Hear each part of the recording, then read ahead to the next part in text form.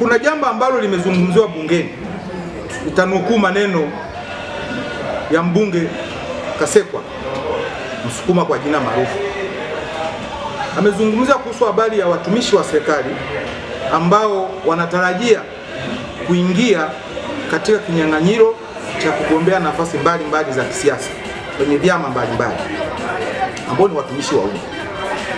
Lakini alichozungumzia ni kwamba kuna baadhi wanaonekana si waadilifu huko kwenye utumishi wao, na akaliomba bunge kupitia Mheshimiwa Mchengerwa kwamba wakati mwingine ifanyike special audit.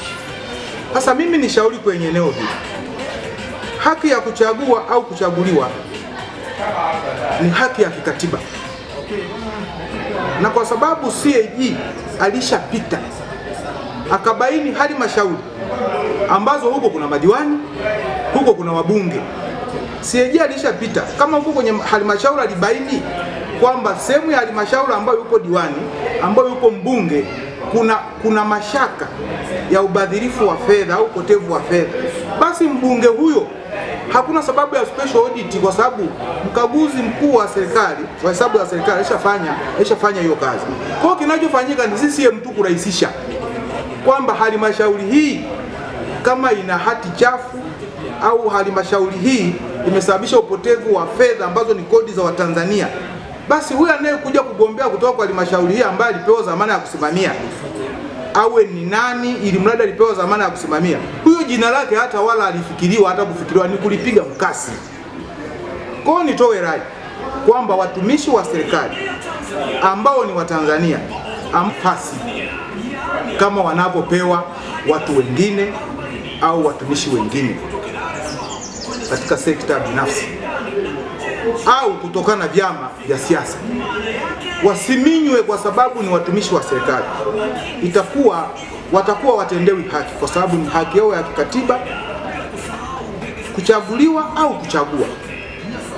Kwa hiyo haya mambo yawekwe katika hali ambayo isionekane kwamba baadhi ya viongozi wanasiasa walioko madarakani wanataka kutumia fursa kigezo hicho kama kuminya demokrasia ya watumishi waliomo ndani ya serikali kutokupata fursa ya kugombea kwa hali ambayo ni hali ya kawaida.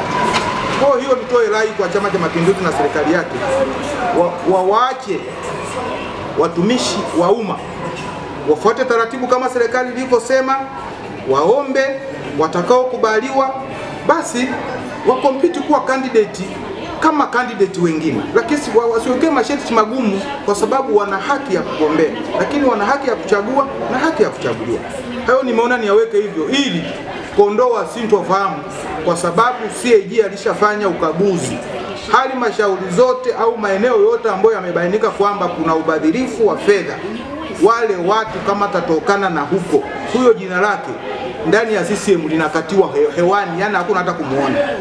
Lakini mbali na hilo, wapo baadhi hata ya wanasiasa wanaotokana na CCM kutoka kwenye halmashauri hizo wataomba, lakini halmashauri hizo zimepata hati chafu au halmashauri hizo kumefanyika ubadhirifu. Huyu mbunge hata kama ni wa CCM, hata kama ameomba, anarudije?